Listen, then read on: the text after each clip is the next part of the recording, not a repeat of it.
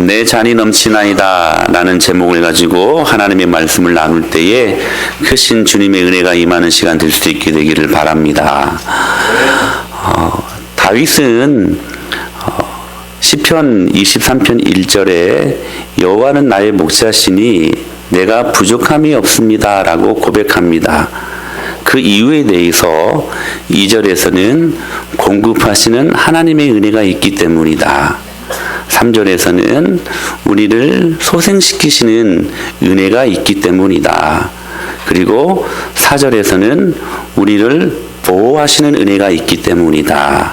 그리고 오늘 본문인 5절에서는 더 넘치는 은혜가 있기 때문에 다윗은 하나님을 여호와 하나님을 자신의 목자라고 고백하고 있는 것입니다. 그런데 오늘 5절에서 더 넘치는 은혜에 대해 세 가지로 구체적인 부분들을 말씀을 하시지요. 우리가 지난 시간에 들었던 말씀, 원수의 목전에서 상을 차려주시는 은혜, 그 은혜가 넘쳤다라고 이야기를 하고 있고, 그리고 다윗의 머리에 기름을 부으셨던 그 은혜, 넘치는 은혜라고 고백하고 있고, 또한 오늘 본문입니다. 자신의 영혼의 빈잔을 흘러 넘치도록 부으시는, 채워주시는 은혜 때문이다 라고 그렇게 고백을 하고 있습니다. 여러분, 우리 모두에게는 영혼을 담는 그릇이 있습니다.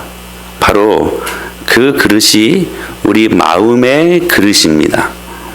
오늘 본문은 그것을 비어있는 잔, 즉 비어있는 마음이라고 소개하고 있습니다.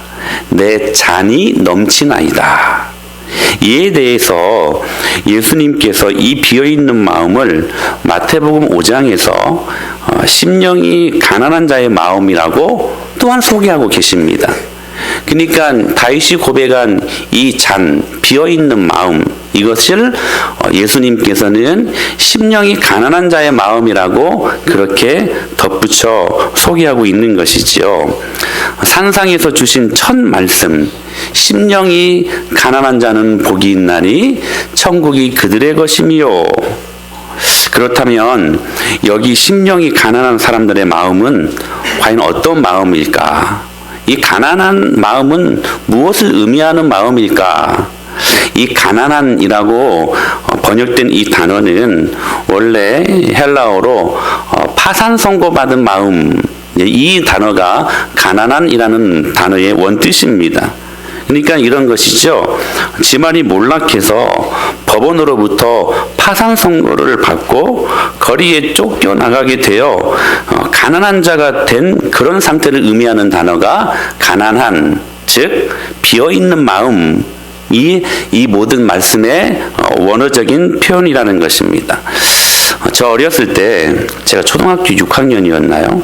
아버지가 사업에 망해가지고 아버지 친구 집에 상당한 시간들 동안 저희 식구들이 생활한 적이 있었습니다. 그때도 지금 그때를 생각하면 참 암울했던 시간들이었던 것 같아요. 그런데 갑자기 살고 있던 집이 날아가는, 그래서 하루아침에 모든 식구들이 길거리에 앉게 된 저희들에게 아버지의 친구의 배려는 정말 큰 것이었습니다. 그것을 조건을 맞추어서 방은 몇 개입니까? 화장실은 수세식입니까? 이런 거 따질 수가 없죠. 그냥 호의를 베풀어 주신 그 아버지의 친구의 배려가 그저 감사할 따름이었습니다. 이렇게 뜻밖의 호의에 대해 우리들의 마음이 거절하거나 마다할 수 없을 정도로 절박하게 도움을 필요로 하는 마음, 그래서 배려를 받을 때에 그 배려를 기꺼이 받아들일 수밖에 없는 절대적인 의존의 상태, 이것이 가난한 마음입니다.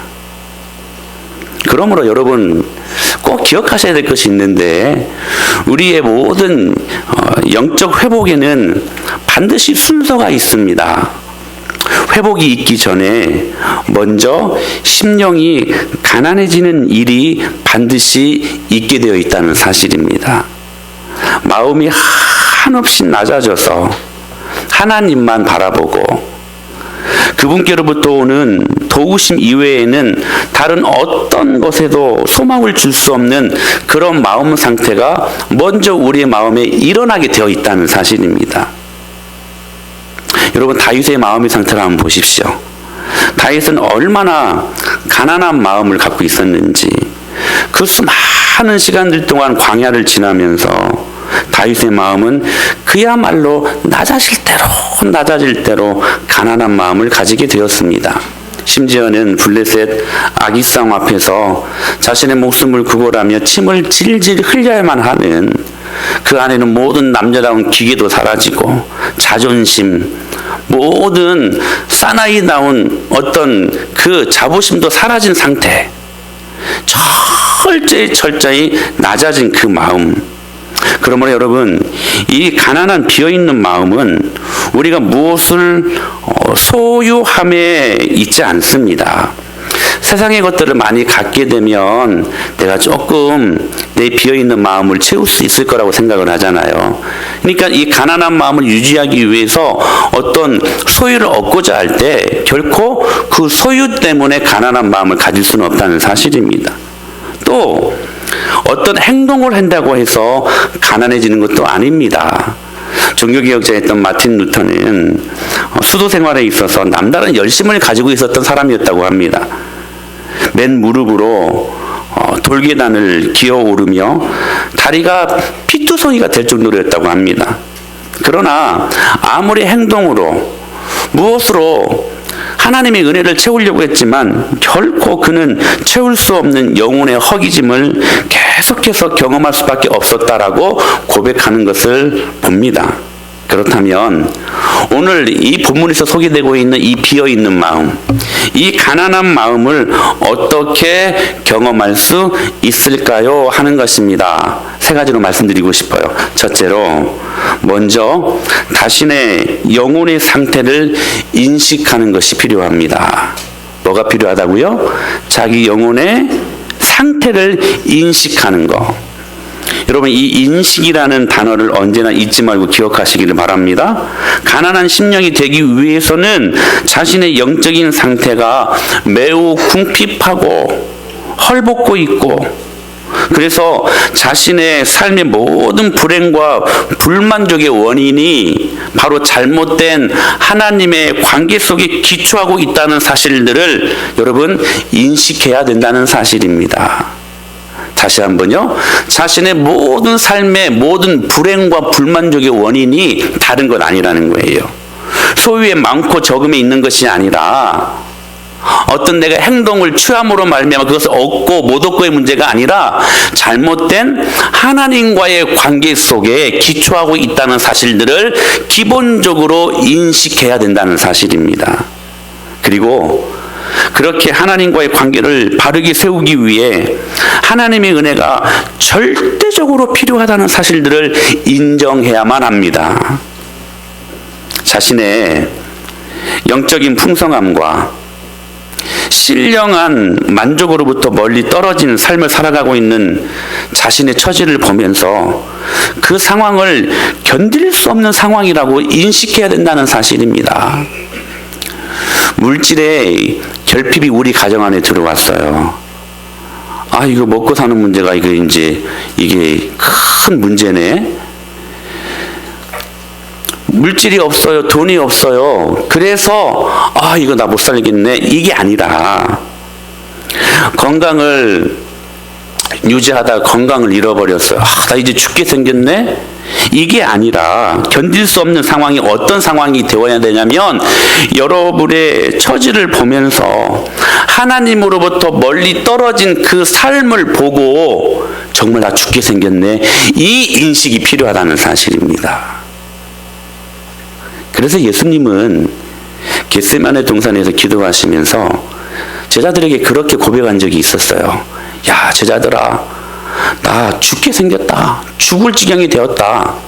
왜였을까요? 십자가의 고통이 아파서였을까요?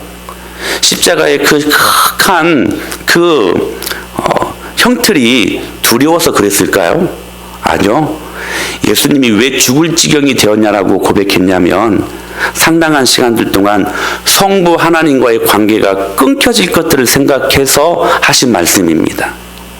사랑하는 여러분, 세상의 소유와 내가 갖고 있는 어떤 그런 물질의 많고 적음 이것들이 사라지고 하는 관계 때문에 죽을 지경이 되는 것이 아니라 하나님과의 관계 속에서 멀어지고 이 관계들이 단절되는 상황 속에서 우리가 그때 비로소 인식해야 될 것이 뭐냐면 나 죽게 생겼다. 이 고백이 필요하다는 사실입니다. 그래서 여러분, 이 가난한 마음, 하나님의 은혜가 아니면 절대로 안 됩니다 하는 이 간절한 마음이 먼저 일어나야 영적인 회복이 일어나는 것입니다. 할렐루야. 그러니까 여러분, 강팍한 마음을 갖고 있으면 이걸 내가 내 스스로 기도하면서 이 강팍한 돌과 같이 굳어진 마음을 깨 부서뜨리기 위해 내가 의지적으로 몸부림치지 아니하면 이 자리에 하나님이 와 계셔서 설교하셔도 그 말씀에 은혜 못 받는다는 사실입니다. 여러분, 영적인 회복은 언제 일어나는 거예요? 여러분 마음속에 가난한 마음이 일어날 때 영적인 회복은 일어나는 것입니다. 그 여러분의 마음의 상태를 바르게 인식해야 된다는 사실입니다. 따라서 여러분, 하나님의 자녀들에게 있어서 하나님의 은혜가 아닌데도 근거 없이 스스로 만족하는 삶이야말로 하나님께로부터 멀어지는 가장 빠른 길이라는 사실들을 꼭 기억하셔야만 합니다. 따라서 우리에게 문제는 뭐냐면 그릇된 자기 만족입니다. 하나님 없어도 살 것 같아요. 여러분, 혹시 일주일에 그렇게 사셨습니까? 하나님 없이도 숨을 쉬고 밥도 먹고 때로는 기쁘기도 하고 하나님 없이도 그냥 그럭저럭 재미있게 사는 것 같아요. 여러분, 그게 그릇된 자기 만족이라는 것입니다. 누군가는 그래요. 전에 말씀드렸었죠. 목사님, 하나님 없이도 잘 살던데요. 여러분, 그 잘 삶에 대한 기준이 뭐냐는 거예요. 웰빙 하는데 여러분, 잘 사는 것이 무엇입니까? 좋은 집에서 여러분 좋은 차 굴리면서 호의호식 하는 것이 여러분 웰빙 잘 사는 것입니까? 성경은 절대로 그렇게 말씀하시지 않습니다. 잘 사는 것은 하나님 뜻대로 사는 것입니다. 할렐루야. 여러분, 우리 은혜마을교회는 이것을 가르치는 교회입니다. 웰빙 잘 사는 것이 무엇이냐는 거예요. 주님 원하시는 모양대로 사는 것입니다. 그 원하시는 모양이 때로 우리로 하여금 광야를 걷기도 하실 때가 있습니다. 그 광야가 주님이 원하시는 것이라면 그게 선입니다. 그게 주님이 기뻐하는 선이에요. 그러니까 여러분, 잘못된 확신, 여러분 우리가 구원의 확신 이야기를 많이 하잖아요. 근데 여러분, 구원의 확신을 다시 한번 점검해 볼 필요가 있을 것 같아요. 실제로는 구원받지 않았음에도 불구하고 잘못된 자기 자신의 구원의 확신, 눈 떠보면 지옥일 인생들 꽤나 많을 것 같아요. 목회를 하다 보니까. 여러분, 자기 자신에게 속지 마십시오. 그릇된 자기 만족에 여러분의 인생을 여러분 투자하지 마십시오. 그러므로 여러분, 중요한 것은 먼저 자신의 영혼의 상태가 어떠한가를 바르게 인식해야 된다는 사실입니다. 두 번째, 이 가난한 마음을, 비어있는 마음을 우리가 유지하기 위해, 경험하기 위해 무엇이 필요한 것인가? 세상의 것을 사랑하지 말라고 말씀하십니다. 다윗은 이렇게 고백합니다. 내 잔이 넘치나이다. 여러분, 그러므로 모든 인간의 이 마음의 빈잔을 우리는 가지고 살아갈 수밖에 없는 존재임을 이 말씀을 통해 확인할 수 있습니다. 그리고 인간의 그 모든 심령 속에 들어있는 빈잔은 영원한 가치가 아니면 결코 채워질 수 없는 잔입니다. 즉, 하나님이 아니면 이 세상에 있는 어떤 것들로도 채워질 수 없는 마음이라는 거예요. 여러분, 하나님께서는 모든 인간의 심령 속에 the image of God, 하나님의 영광을 부어주셨습니다. 여러분 안에는 전부 다 하나님의 형상이 있어요. 할렐루야. 믿습니까? 물론 죄 때문에 한번 부서진 형상이지만 예수 그리스도의 십자가와 그 부활의 놀라운 능력을 다시 회복시켜 주셨잖아요. 저와 여러분들에게는 놀랍게도 하나님의 형상들이 있습니다. 참 귀한 일이에요. 즉 하나님께서는 모든 인간의 심령 속에 이렇듯 영원한 세계를 향한 갈망을 주셨다는 거예요. 여러분들이 인정하든 인정하지 않든 진리는 그렇게 말씀을 하십니다. 하나님 자신을 향한 목마름을 그분의 자녀들에게는 다 주셨다는 사실입니다. 그래서 다윗은 이렇게 고백합니다. 시편 42편 1절에 시작. 하나님이여 사슴이 시냇물을 찾기에 갈급함같이 내 영혼이 주를 찾기에 갈급하나이다. 우리 모든 인생은 예수님을 잘 믿든 그렇지 못하든 마음속에 하나님의 형상이 있기 때문에 주님을 향한 갈망이 있다는 사실이에요. 그래서 성경은 우리들에게 이렇게 말씀하시는 것입니다. 요한일서 1장입니다. 2장입니다. 시작. 이 세상이나 세상에 있는 것들을 사랑하지 말라. 이는 세상에 있는 모든 것이 육신의 정욕과 안목의 정욕과 이생의 자랑이니 다 아버지께로부터 온 것이 아니요 세상으로부터 온 것이라. 이 세상도 그 정욕도 지나가되 오직 하나님의 뜻을 행하는 자는 영원히 거하느니라. 할렐루야. 그러니까 이 비어있는 가난한 마음은 결코 세상의 것들로 채워질 수 없는 마음이라는 사실입니다. 그래서 말씀하신 거예요. 이 세상을 사랑하지 말라. 그런데 우리에게 문제는 무엇이냐면 이 비어있는 마음, 내 영혼의 가난한 마음을 세상의 것들로 채우려고 하는 몸부림이 있다는 사실이에요. 너무나 세상의 것을 사랑한다는 사실입니다. 그리고 그것을 우리의 비어있는 마음속에 계속해서 채우려고 그래요. 근데 여러분, 저만 그렇습니까? 여러분, 그렇게 세상의 것들로 채우려고 하면 할수록 더 목마르지 않습니까? 세상의 것들로 더 채우려고 몸부림칠 때 아무리 배불림 먹어도 여러분 다시 배고프지 않습니까? 심리학적으로 어떤 분이 이런 말을 했어요. 사람이 어떤 것을 기대할 때가 좋지 막상 가지고 나면 다시 목마른 자신을 발견하게 된다. 그러니까 내가 지금 막 티코를 타고 다닐 때에 막 에쿠스, 쉽게 말하면 그랜저가 막 부럽잖아요. 저는 솔직히 안 부럽습니다. 사람들이 일반적으로 그렇단 말이죠. 근데 막상 그랜저를 타면 정말로 만족하는가 하는 것입니다. 만족합니까? 제가 어느 어떤 사람은 차를요 막 아우디, 벤츠, BMW, 또 제규어라는 것도 있나요? 퓨죠? 제규어? 이런 차를요 밥 먹듯이 갈아타더라고요. 근데 이 사람의 목표는 벤츠였습니다. 벤츠를 타보니까 별거 아니야. 그러니까 또 아우디를 타고 싶고, 아우디를 타다 보니까 또 별거 아니에요.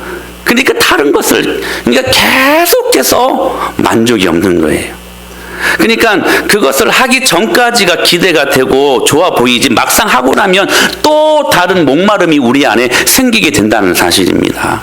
그게 세상의 것을 사랑할 때 일어나는 현상이라는 거예요. 목사님, 저는 안 그래요. 저는 그것만 주시면 저는 정말로 만족할 것 같아요. 그건 거짓말입니다. 안 그렇다는 거예요. 그래서 여러분, 한때, 지금도 세계적인 갑부라고 불리우는 로펠러, 이 로펠러에게 한 기자가 물었습니다. 회장님, 지금 가지고 있는 것으로 만족하십니까? 진짜 엄청난 모든 재물을 갖고 있었던 사람이었거든요. 근데요, 이 질문 앞에 이 회장이 하는 말이 아니요. 그때 했던 유명한 말이 있어요. 조금 더, 조금만 더. Just a little bit more. 조금만 더. 그 물질적으로 보면 부러울 것이 없는 세상을 가지는 사람이 물어봤어요. 지금 가지고 있는 것으로 만족하십니까? 여러분, 이게 인간의 실존입니다. 조금만 더 갖기를 원하는 게 단 록펠러의 문제가 아니라 저와 여러분의 인간의 실존의 문제라는 사실이에요. 어떤 집사님이 기도를 부탁했다고 합니다. 목사님한테. 목사님, 지하에 살기가 너무 어려워요. 기도해 주세요. 그래서 하나님께서 응답하셔서 13평짜리 지상 아파트로 은혜를 허락하셔서 이사를 하고 궁정 같다는 고백을 듣습니다. 근데 조금 있으니까 또 목사님한테 달려와가지고, 목사님, 이제 애들도 크고 하니까 한 30평, 40평 정도 되는 그러한 아파트는 되어야 될 것 같아요. 또 기도했어요. 그랬더니 실제 그렇게 큰 평수로 이사하게 하셨답니다. 조금 있다가 또 목사님한테 달려왔대요. 목사님, 아무래도 화장실 2개 있는 아파트가 필요할 것 같습니다. 여러분, 인간의 욕심은 끝이 없습니다. 끝이 없어요. 조금만 더. 근데 창세기 4장에 보니까 이런 사람이 나와요. 라멕이라는 사람입니다. 이 사람은 동생 아벨을 죽인 가인 가문의 사람이었어요. 그의 손주 가인은 에녹성을 쌓습니다. 당시에 성을 쌓는다는 것은 여러분 대단한 인류의 진보입니다. 고대 시대에 성을 쌓는다라는 것은 굉장히 큰 일이었어요. 그리고 그 성 안에서 자신의 영적인 육적인 허기진 배를 채우려고 몸부림쳤어요. 그래서 그의 후손인 이 라멕은 2 아내를 맞이하게 됩니다. 그의 자손들에게서 가축을 치는 자가 나왔어요. 즉 경제적인 부를 이룬 자가 나왔습니다. 자손들에게서. 또 수금과 퉁소를 잡는 자가 있어요. 수금과 퉁소는 뭐예요? 악기입니다. 악기. 그러니까 문화와 예술계를 주름잡는 사람들이 나왔어요. 자녀들에서, 자손들에게서. 또 그 자손들에서 어떤 사람들이 나왔냐면 구리와 쇠를 만드는 사람들이 나왔어요. 무슨 말이냐면 이제 경제, 문화, 예술계, 이제는 군사력까지 갖추게 되었어요. 구리와 쇠를 만드는 것은 무기를 만든다는 것이거든요. 그러니까 군사력을 갖추고 있는 이제 권력까지 막강한 힘을 갖고 있는 자손들이 이 라멕으로부터 나오게 되었다는 사실입니다. 그러니까 세상의 것으로 그들의 비어있는 마음을 막 채우려고 몸부림쳤던 그였어요. 근데 여러분, 이 라멕의 말을 한번 들어보십시오. 시작. 라멕의 아내들에게 이르되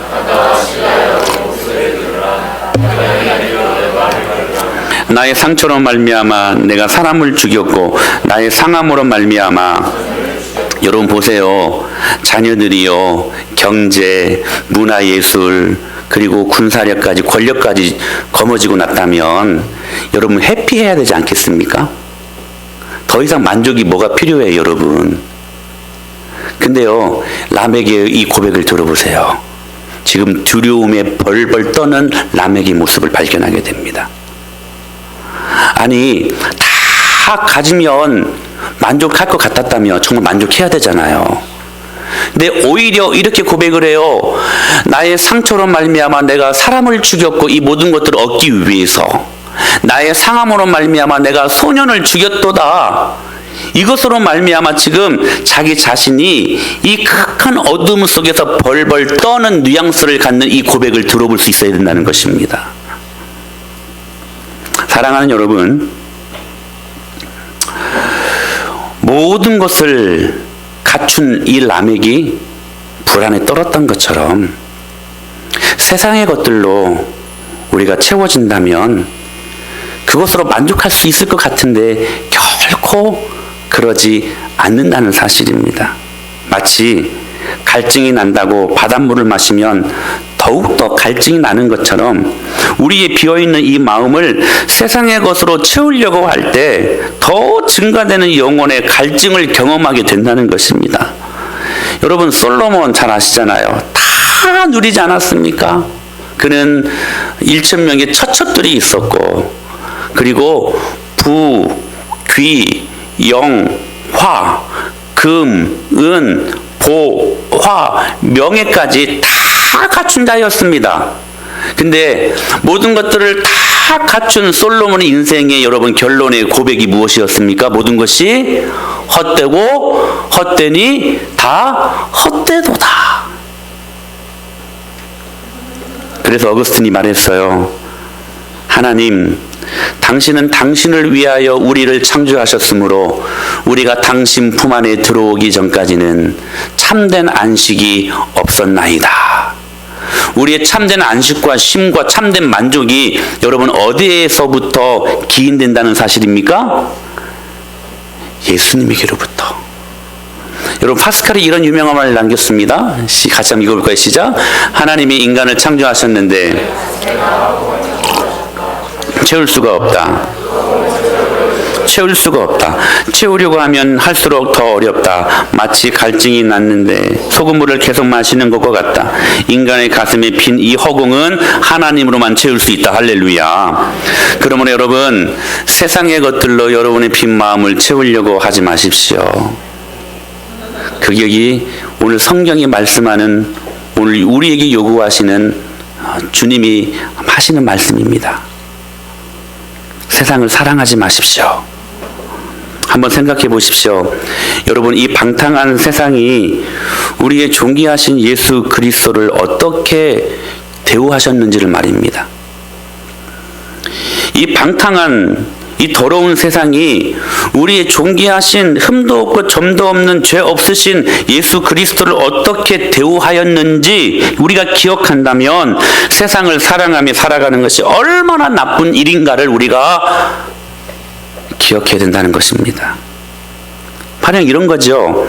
만일 어떤 사람들이 여러분의 엄마 아빠를, 여러분의 부모님이 잘못 한 개도 한 것 없는데 갑자기 막 욕하고 때리고 침뱉고 조롱하고 심지어는 죽이기까지 했습니다. 이런 사람을 그냥 먹을 거 준다고 재워준다고 덥석 손잡고 그 사람과 함께 내 부모를 죽인 그 사람과 함께 여러분 같은 집에서 살 수 있을까 하는 것입니다. 절대로 그렇게 못할 거예요. 그렇죠? 우리를 위해 모든 것을 다 내어주신 예수님의 사랑을 여러분 세상이 미워했습니다.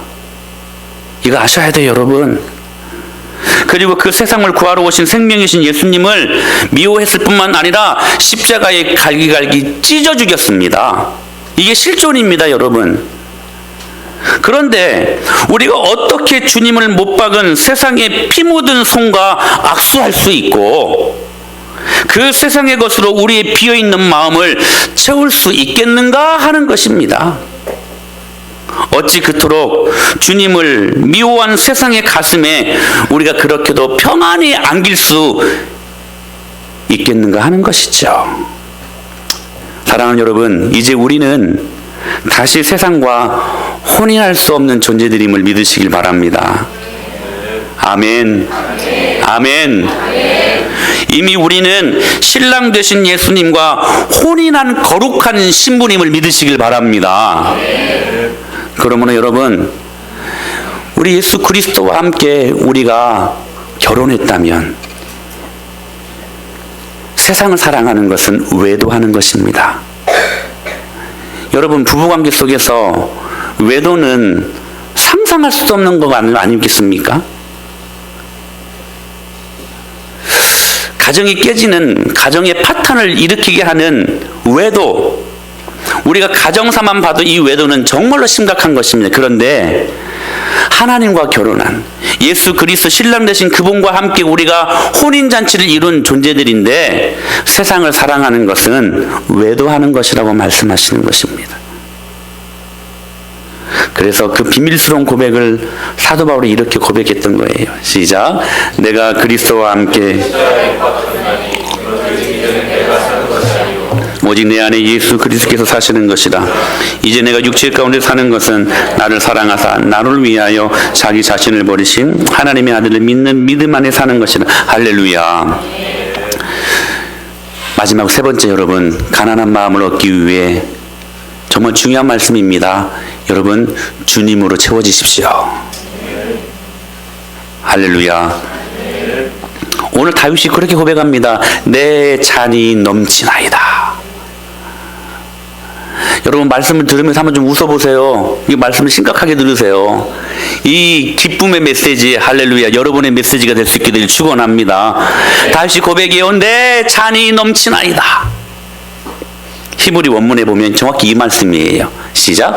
내 포도주 잔이 넘침으로 내가 기뻐하나이다. 이게 여러분 히브리 원문에 가까운 정확한 말입니다.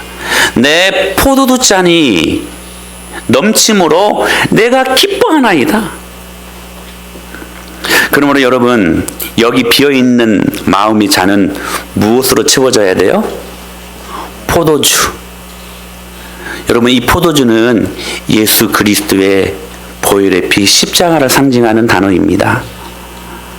즉, 우리가 십자가의 사랑으로 채워질 때에 우리 안에 내 잔이 넘치나이다, 기쁨의 놀라운 소식이 우리 안에 경험되게 되어 있다는 사실입니다. 오늘 이 말씀을 믿으시기를 주님 이름으로 축원합니다. 그래서 여러분, 예수님께서 마태복음 5장 6절에 이렇게 말씀하셨습니다. 시작. 의에 줄이고 목마른 자는 복이 있나니 그들이 배부를 것이며. 할렐루야. 여기 의는 하나님의 의, 즉 예수 그리스도를 의미하는 것입니다. 즉 예수 그리스도로 줄이고 그분으로 목마른 자는 복이 있나니 그들이 그 예수님으로 더불어 배부를 것입니다. 할렐루야. 그거 말씀하시는 거예요. 요한복음 7장에서 이렇게 말씀하셨습니다. 시작.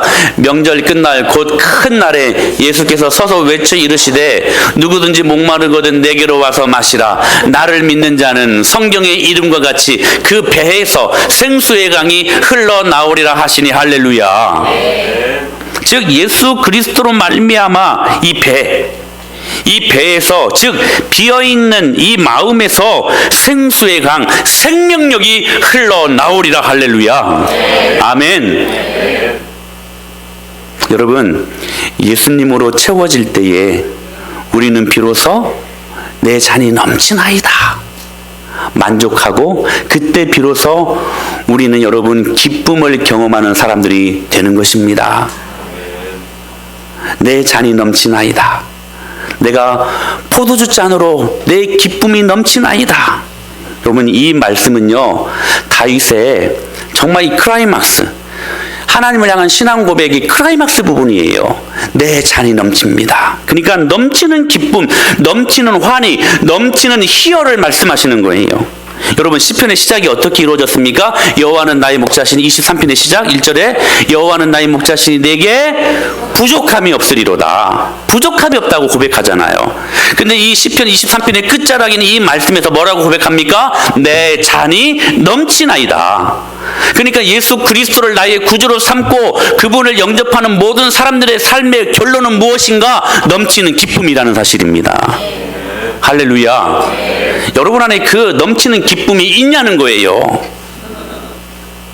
그러니까 영적인 회복은 여러분 단지 상한 감정 정도 치유하는 것이 아니라는 것입니다.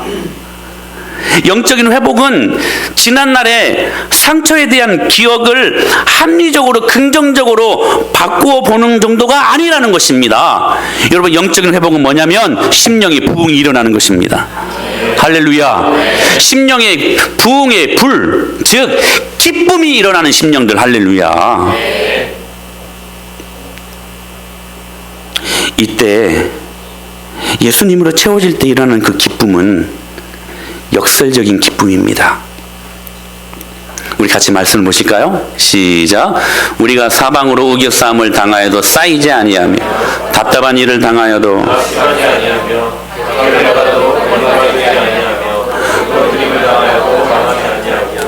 우리가 항상 예수의 죽음을 몸에 짊어짐은 예수의 생명이 또한 우리 몸에 나타내게 하려 함이라. 할렐루야.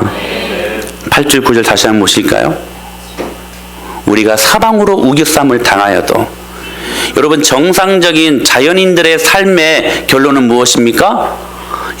사방으로 우겨싸움을 당하면 죽게 되는 거예요. 답답한 일들을 얼마나 많이 경험하십니까? 가정에서, 직장에서, 사업하는 그 삶의 영역 속에서, 학교에서 얼마나 답답한 일들을 많이 경험하십니까? 내 남편을 볼 때 답답하지 않습니까? 내 아내들을 볼 때 답답하지 않습니까? 내 자녀들을 볼 때 여러분 답답하지 않습니까? 여러분, 세상 사람들은 답답한 일을 당하면 여러분 정말로 답답해지는 거예요. 근데 여러분, 오늘 이 역설적인 기쁨은 뭐냐면 답답한 일을 당하여도 낙심하지 아니한대요. 그러니까 여러분, 이 기쁨은요, 말이 안 되는 기쁨이에요. 여러분, 이 기쁨을 가질 때에, 그리고 세상 사람들이 보여줄 때에 그때 전도되는 것입니다. 세상 사람들하고 똑같이 살아보십시오. 여러분, 전도가 됩니까? 예수님 증거 됩니까? 똑같이 답답한 일을 당했을 때 똑같이 힘들어하고 똑같이 여러분 한숨 푹푹 쉬면서 낙심하면 여러분 하나님 믿는 사람들의 모습을 뭘로 보여주시겠습니까? 근데 여러분, 예수님으로 채워지면 우리 안에 이 말이 안 되는 기쁨이 일어난대요. 오늘 그 기쁨을 소유할 수 있게 되기를 축복합니다. 고린도서 6장에서 이렇게 말씀하셨어요. 시작. 무명한 자 같으나 유명한 자요.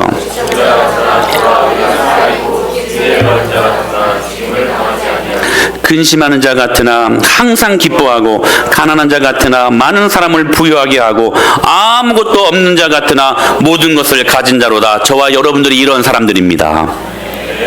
이러한 삶을 믿음으로 살 수 있게 되기를 축복합니다. 말이 안 되는 기쁨을 주님으로 채워지면 이게 된다는 사실이에요. 그래서 여러분, 실제로 초대교회 성도들은 이 기쁨을 갖고 살았어요. 에이 목사님, 어떻게 이런 기쁨이 일어날 수 있어요? 어떻게 답답한 일을 당하는데 기뻐할 수 있어요? 여러분, 이건 예수 안 믿는 사람들이 할 수 있는 말이고, 초대교회 성도들은 정확히 이 말씀대로 살았어요. 그래서 여러분, 그들에게 있어서 별명이 뭐라고 말씀드렸어요? 예수님 믿지 않는 여러분 로마인들이 그들을 볼 때에 그들에게 나타나는 그 특징으로 별명을 지어줬는데, 그 별명이 뭐였냐면 걱정 없는 사람들이었대요. 그들이 여러분 걱정 없는 삶을 살았기 때문에 정말 그런 별명을 여러분 받았겠습니까? 아니요. 세상적인 눈의 가치관으로 보면, 기준으로 보면 그들은 걱정투성이들이었습니다. 근데요, 그들은 말이 안 되는 기쁨을 소유했어요. 왜요? 주님을 소유했기 때문에, 주님으로 채워졌기 때문에. 사랑하는 여러분, 오늘 이 은혜가 임하기를 간절히 축복합니다. 근심하는 자 같으나 오히려 항상 기뻐하고, 가난한 자 같지만 많은 사람들을 부유하게 하고, 아무것도 없는 자 같지만 실상은 모든 것을 가진 자로다. 여러분, 주님으로 채워질 때 또 한 가지 기쁨이 있습니다. 바로 환경 초월적인 기쁨이 일어납니다. 우리 빌립보서 4장 11절로 13절 말씀을 읽습니다. 시작. 내가 궁핍함으로 말하는 것이 아니니라.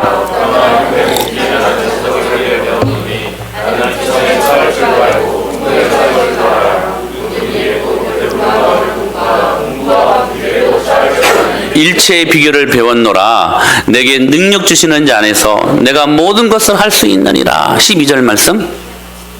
자 보세요.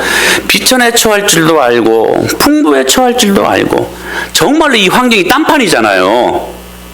그리고 모든 일 곧 배부를 때가 있고 배고플 때, 중간 단계가 없고 완전히 극과 극이야. 상황과 환경이.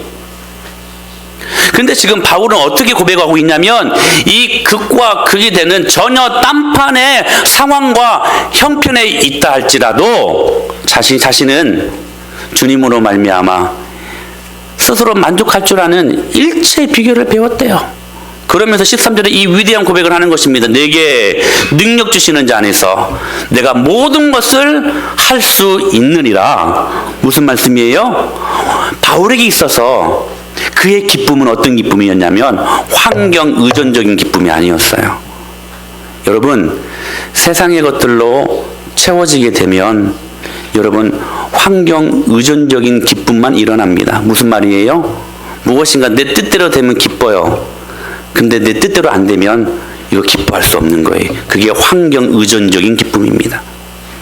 내가 원하고 내가 원했던 모양대로 내 삶이 이루어지고, 내 자녀들도 그렇게 되어지고, 내 통장에 여러분 잔고가 막 차곡차곡 쌓여지고, 내가 좋았더라 하는 그러한 마음을 갖고 살아갈 때는 기뻐할 수 있어요. 근데 그렇지 못하면 그 기쁨을 잃어버릴 수밖에 없는 것이 저와 여러분의 실존이라는 것입니다.